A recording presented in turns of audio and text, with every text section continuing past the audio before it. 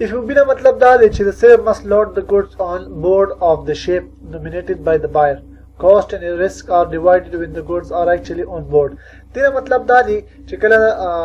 تاسو یو سیلر نه دلته سامان واخیست مطلب دا پروډکټ هم واخیستو تر څو پورې چې تاسو خپل ویر هاوس لا یا میزون ویر هاوس لا دا پروډکټ نه وی رسیدلې ټول چارجز چې دي هغه په دې سیلر باندې دي دې لا FOB وایي. نو زیاتره دلته داسې وي چې هغې کې دا موجود وي سیلرز کې هغې تاسو سره دا شپمنټ طریقه کوي. بیا دا دی چې DDP دی مطلب the seller is responsible for delivering the goods to the named place in the country of the buyer and pays all costs in bringing the goods to the destination. دې مطلب څه دی؟ مطلب دا دی چې دا تقریبا تاسو به هلته ورته ځای ښایي چې یاره په فور ایگزامپل دا چې دی اوس په چاینا کې دی دوی تاسو ته وایي چې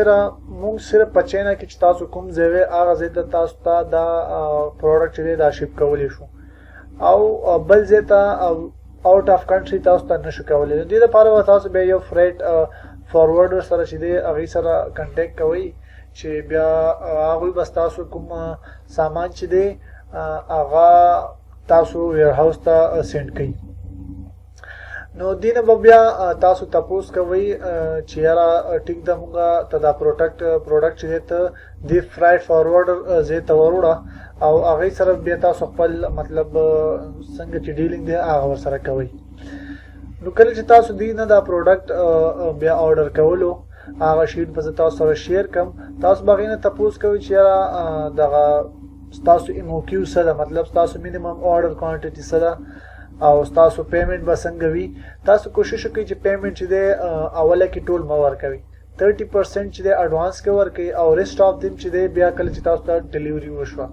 تاسو کولی شئ د پیمنټ چې دی پایپال هر څه باندې تاسو دې دپاره پیمنټ وکړئ. صحیح ده. نو دا د نن پروډکټ سورسینګ و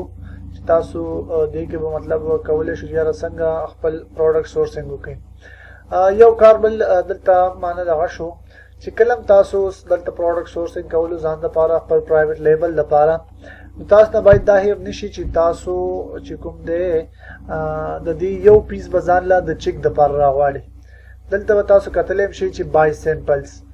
1 پیس منیمم آرډر دلته به تاسو یو سیمپل ګورئ. دا هیڅ کله مطلب داسې تاسو مه کوئ چې یاره نه سیمپل زه نه ګورم. ضرور به تاسو سیمپل لومړی ګورئ چې یاره د دې سیمپل څنګه دی. اوس به تاسو وایئ چې یاره مونږ پاکستان کې مونږ له به سیمپل څنګه راوړي مونږ له خو سیمپل ډېر ګران پرېوځي. نه دې دپاره چې دی هلته خپل کسان شته دی چې چاینا کې شته دی چې هغوی خپل انسپیکشن کمپنیانې دي چې هغوی دا کار کوي چې یاره تا دا پروډکټ فور ایگزامپل ته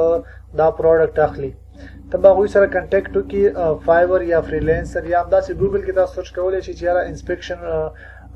والا زما په کار دی او زه غواړم چې په چاینا کې دغه پروډکټ چیک کړم چې یاره دا پروډکټ څنګه دی دوی چې کوم وایي دا ټیک دی که نه دی. بیا تاسو کولی شئ چې هغه پروډکټ چې دی هغې خپل انسپیکشن کمپني ته ورولېږئ او بیا هغوی دا پروډکټ چیک کړي. دلته ګورئ تاسو کتلی شئ چې یو انسپیکشن رپورټ چې دی دا سینډ شوی دی د انسپیکشن کمپنۍ له هغوی له یو څیز لیږلی او هغوی چیک کړی هغوی بیا دا رپورټ ورکړی چې یاره دغه غلطیانې پکې دي او دغه څیز چې دی دا ټیک دی. نو داسې تاسو هېڅکله مه هېروئ چې کله هم په یو کوانټټي پروډکټ اخلئ نو وړومبی تاسو سیمپل ګورئ چې سیمپل هم ولیدو تاسو ښه مطمئن شوئ هغې نه بعد بیا تاسو آرډر ورکوئ او د سپلایر سره چې دی هغه سره کنټیکټ کې اوسئ. نو دا د نن پروډکټ سورسینګ و چې کله تاسو یو پروډکټ هنډ کړو هغې نه بعد تاسو سورسینګ وکړو. اوس کله چې تاسو سورسینګ وکړو تاسو نه به بیا دوی درته وایي چې یاره دومره ټایم کې به مونږ تاسو له چې دی فور ایگزامپل تاسو اوس 300 پیسز چې دی دا آرډر کړه دوی به بیا تاسو له ټایم درکوي چې یاره دومره ټایم کې به مونږ ستاسو دغه 300 پیسز چې دی یو منث کې یا 2 منث کې دومره ټایم کې به ستاسو دا آرډر چې دی مونږ کمپلیټ کوو. بیا چې کله کمپلیټ شو چې تاسو کوم ځای ورته ښودلی هغه ځای له به تاسو له دا آرډر چې دی دا ولیږل شي. دې نه وروستو چې دی بیا موږ سره د امیزون کار راځي. مونږ اوس فور ایگزامپل دا پروډکټ واخیستو آیس کریم سکوپ دا به اوس مونږ په امیزون باندې لیست کوو څنګه هغه لیسټینګ به کوو هغه له څنګه مطلب ډسکرپشن برابرو هر سبا څنګه ورته برابرو نو دا